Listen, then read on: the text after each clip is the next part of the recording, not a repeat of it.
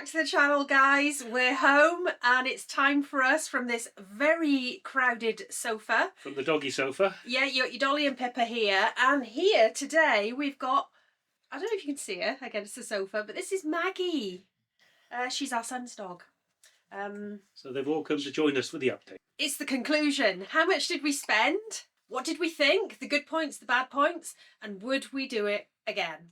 Should we kick us off with what the trip actually was? It was a 21-night trip from Bridgend. The furthest point we went was Copenhagen in Denmark. And then obviously we just turned around and came back. So, fuel, diesel. Well, we did 2,200 miles. And we do about 30 to the gallon because we like to cruise. So roughly, what are we looking at there? £6 for 30 miles? £400, something around there. Actually, £414.34. And that's without peeping. Yeah, you saw that. I didn't. Right. LPG. Spent a lot on LPG, didn't we? More than we've ever spent on any other trip, because we had to use so much of it because of keeping the water warm and keeping the van system ticking over because we were in freezing temperatures. So we used quite a lot of LPG for us. Well, we did, but I wasn't frightened to use it. One, you need to keep it ticking over if it's below. So it was minus over there. So we kept it on, didn't we? Yeah. We kept the van cosy because it does the water, it does the heating, and they do have a tendency to dump the contents of the boiler. Yeah. But where we went to, LPG was in abundance. You can get it at the pumps like you can get petrol over here. I think from memory we must have topped up about 3 times. I'm going to say about 30 quid. £37.71 on LPG.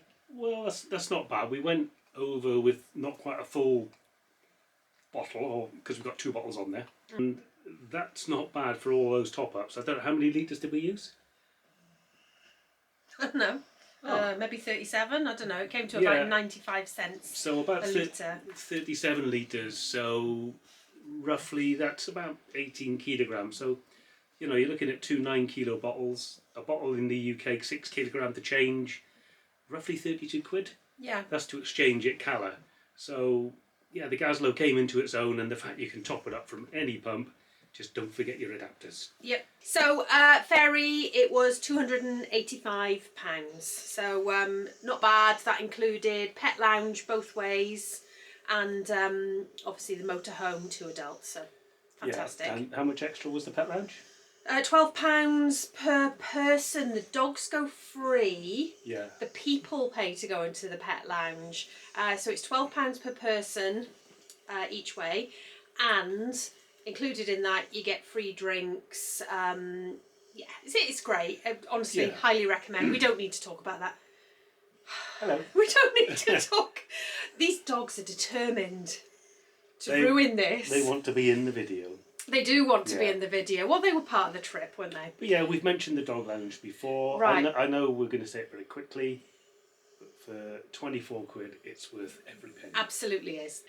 Whilst we're talking about dogs, let's cover the vets, because obviously if you're taking your dogs abroad, there is going to be a charge when you come back for them to visit the vets. Don't worry, you don't have to go now. No. To get their worming treatment done and their passports or their animal health certificates signed. So, as usual, we visited everyone's favourite vet in Bruges, and it was £42.98 for the 2 dogs to be wormed and have their passports signed. So, yeah, that was perfect. And obviously, they're not small dogs, they're not little ones, so good price, I think. Yeah, I'm quite happy with that. Food. Ooh, now we went up to Denmark, and I tell you what, after we left Germany, Denmark was a bit of a shock for the food. Got a bit pricey, didn't it? It did get a little bit pricey, yeah, and I mean apparently it's nothing compared to Norway. That's even worse. So 3 weeks, we did eat out a few times. And we ate at Christmas markets and stuff like that. We didn't skimp, we didn't hold back this time. So how much do you reckon? 3 weeks food, 2 people, 2 dogs, because we cover their food in it as well. I'm gonna and drinks, obviously. 350 quid. 269. Wow, I'm cheap to keep. Well, actually, because we spent over a week in Denmark,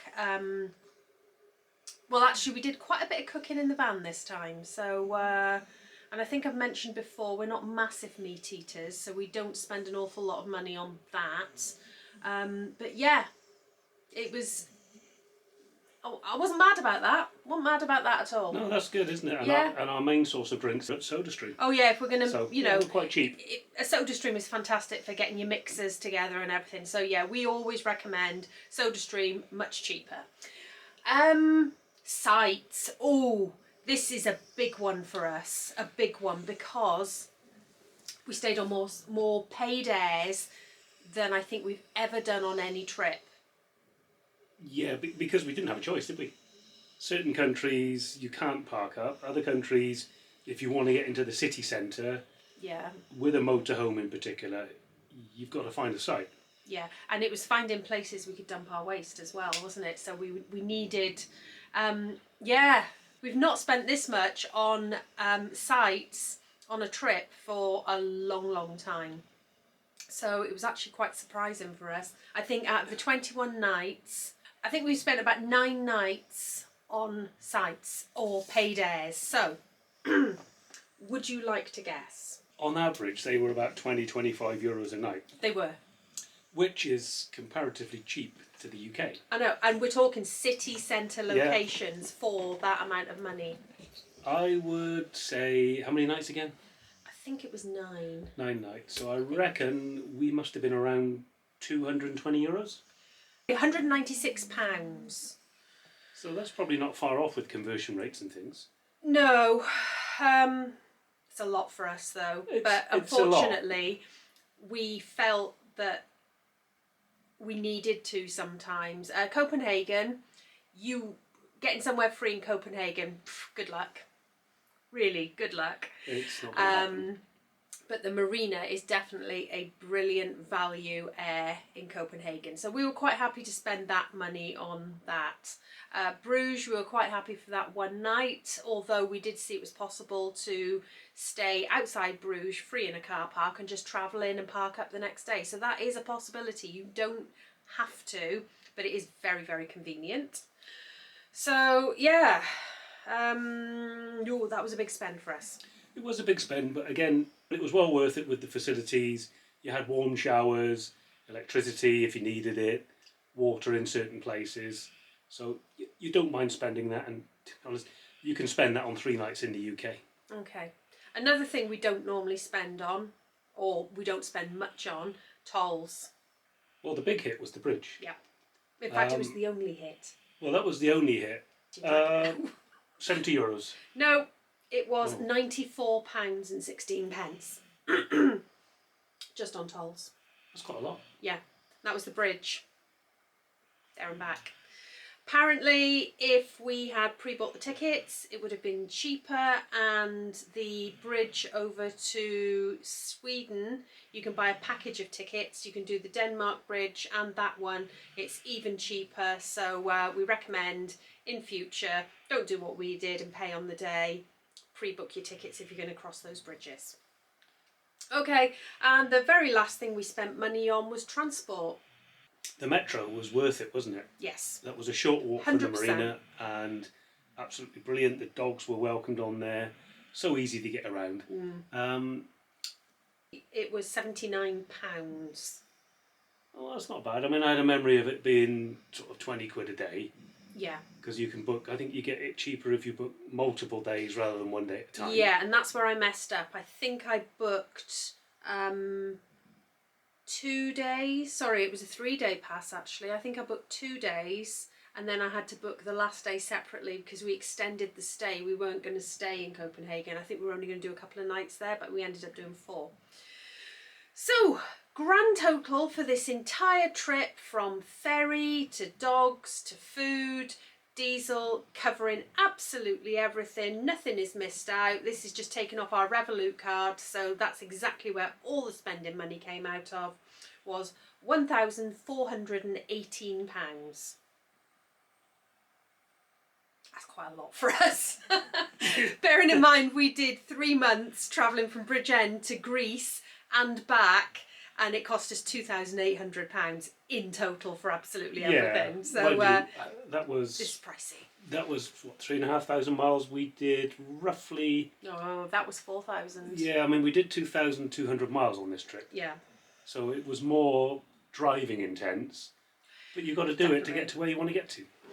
Yes, and we knew from before we set off, Denmark was the end location. So yeah, we knew where we wanted to go, and we knew it was going to be driving intensive for us. I mean, you know, there's some heroes out there that do long days driving. We don't.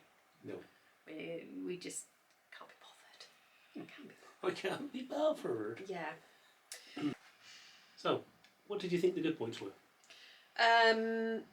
I thought it was nice, it was festive, there was snow, it was pretty, it was a very different time of year for us to travel. It was perhaps a little bit quieter because it was a different time of year.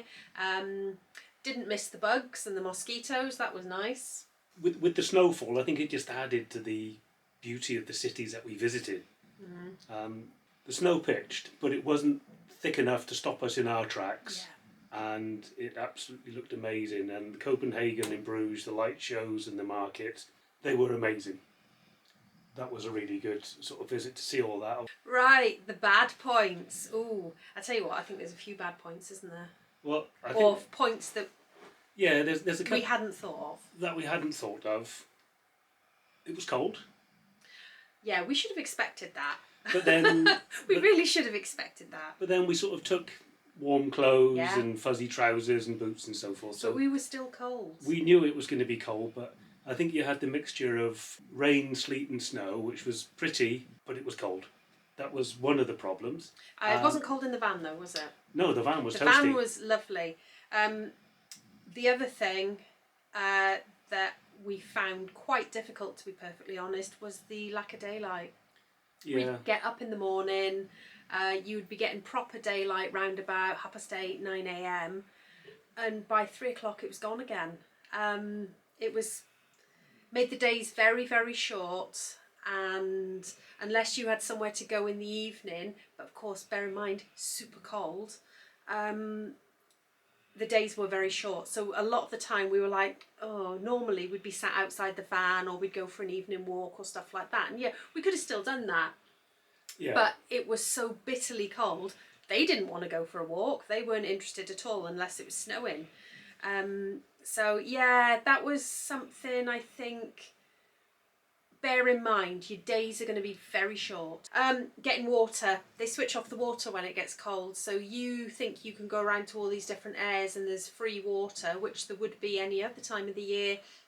And you get there and they've taken the tap away. Or they've completely sealed it off, or you turn the tap and nothing comes out, it's frozen, it's gone. So that was a bit of an issue trying to get water, and I think in the end we did resort to buying bottled water, which we don't normally do, so that comes under the extra expenses category. Yeah, we had the extra water, and as you mentioned, some sites were frozen, other sites had it available, but you will need a little bit of pocket change, €1 or 50 cents, wasn't it? Yeah. And very often, because we were doing with the Revolut card, I don't think we got money out for the first 2 weeks. We did absolutely everything on the Revolut card. So of course we didn't, for the first time I think we've travelled in a long time, didn't have any coins or change. So that was quite difficult to get hold of €1 coins to operate the water and the electricity when we needed it. So bear that in mind and remember to take €1 coins with you. And I think for us the trip wasn't long enough. It was kind of over before we started, and we could have spent longer in each location, but we knew we were coming back to go back out. Schengen's taken its toll on us, but yeah, if we could have stayed longer, we would have. If we could have stayed longer in Copenhagen and moved on into Sweden whilst we were in the area, we would have. But, you know, for us it's Christmas, we want to come back, see the family, make sure the house is still in one piece with the 3 boys. But yes, we could have done with longer. But then what we take now, we can't use a bit later on when we go off to Spain in get a bit warm and sunny, innit? Yeah, exactly. So we thought it might be better just to keep that one short. But to be perfectly honest, 3 weeks trip for us was too. It was for us. I think I'm right, aren't I, in saying that for 3 weeks, personally, we went too far. Yes. And it was a lot of travelling just for 3 weeks. That was a 6-week trip, definitely. But if we'd done a 6-week trip, then we only had 6 weeks in Spain after Christmas, and we wanted longer. So it was one of those things. But to be honest, I don't think in the future we will be going that far in that shorter period again. Yeah? Do you No, agree? but I think the expenditure for that period of time, there was probably as much time sat behind the wheel driving as there was visiting the towns. Yeah. And that was a downside because, as we've mentioned, the lack of daylight took its toll. Because it was dropping down to minus and we're knocking on a bit, things start to pinch and hurt. So it was back to the van for a cuppa, turn the heating on in. Then it gets warm and you fall asleep. Yeah, we're more used to 3 months, not 3 weeks. Yeah. But it was lovely to go there and see it at that time of year. Mm-hmm. Another downside I think we found with the Christmas markets was they were all the same. There was an awful lot of samey. I guess. I would say the only one that was slightly different was the one in Copenhagen. Had some slightly more unusual things that were from Scandinavia, little Scandinavian handmade things. So that was slightly different. But to be honest, the German and the Belgian, and it was. They were identical. You would not know you were in whichever country it was. It was stalls with hats, gloves, scarves, little Fudge. nuts, bratwurst. Yeah, I mean it was. It was all exactly the same. So by the time we'd sort of seen the third market, we were like, we've seen them now. I mean, maybe others out there are a little bit different. And let us know if you've been to one that you would say is very unique and very different. But I saw something on the TV last night that had the market in Edinburgh. And I've got to say, I was looking at the stalls and thinking, well, that looks interesting. That looks really good and different. So, just something to bear. If you're going to do a whole trip of Christmas markets, choose carefully. Because you might find that by the time you get to your second, third, fourth Christmas market, you're like, I've seen all this before. Which we had. Like I said, Copenhagen, a little different, but I think what made it though was the cities and the towns and the lights. I think being in Flensburg was lovely. Yes, and seeing the lights go on there with the community. I really enjoyed that. And we've seen Santa and the Snowman, didn't we? That's true. So that was quite special. So good points and bad points. I mean, guys, if you can think of anything that, you could add to that or you think was particularly good or that you wouldn't have liked. I've got 2 big questions. Ooh. And I'm going to ask the question and I'm going to give my answer and I want you to give your answer at the same time, okay? So, what was your highlight of the trip? Bruges. Copenhagen. It was something unusual, the palaces. Copenhagen was fabulous. I know I've just said it was a long way to go in 3 weeks, but I will never regret going to Copenhagen. No, not at all. Personally, get on a plane, get on an EasyJet and go to Copenhagen having a weekend there. Fabulous. It's a long way to go unless you're going to make it part of a bigger trip. Yeah, I would do that. I would definitely jump on an EasyJet or Ryanair or whoever flies there plane, do a cheap weekend in Copenhagen. Definitely worth it. Yeah. But you want a nice weekend, Bruges. It's not that far from Calais. You can get deals on weekend return tickets. Get yourself on, great, fantastic. Yeah, the good thing with Bruges is the air at the marina, so close to the city centre. Yes. Within 8 to 10 minutes, you're in. The only downside with that particular area is if you're not there early enough, you might not get a space, and then I don't know of anywhere else you can park that local. Not like that, no. Not walking distance. A lot of campers were parked up on the roads during the day, but you know, Yeah. by night they've got to disappear. Yeah. But I suppose so, yeah, although we didn't see, did we? I wouldn't park there, there was a busy no, road. it was too busy, wasn't it? Right, the next question, would we do it again? Yes. I think so too. I I would definitely think so. Definitely do it again. Do you know where I'd like to go next time? Bavaria. That'd be Oh, interesting. Strasbourg. Where should we go? What should we do on our next... I'm not going to say Christmas market trip. I'm going to say Christmas trip. But where do you recommend we go? We've done that way. Yeah. But what we're looking for is something festive and Christmassy. Can have a market, doesn't have to have a market. They've all got markets. Yeah. But yeah, I think we would do it again, but we would be very mindful of the fact it can be very cold and the days are short. Yeah, so somewhere warm, the days are long, but Christmassy. Where's that then? Australia. I ain't driving there. I don't know. I honestly don't know. Yeah, it was a great trip. It really was a good trip. It was something very, very different to that we've ever done before, Yeah. wasn't it? Well, it was a great trip, and then as we've just put up in the last vlog, the return to the UK, that was another little bit of a downside. God, yeah. You know, we've had lots of comments and we've We answered have. them as best we can, trying to remain diplomatic.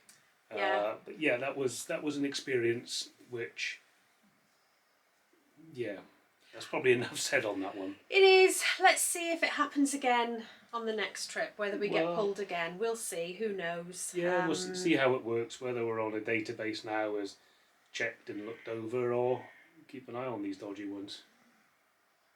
I don't know. Obviously, we mentioned about the lack of daylight.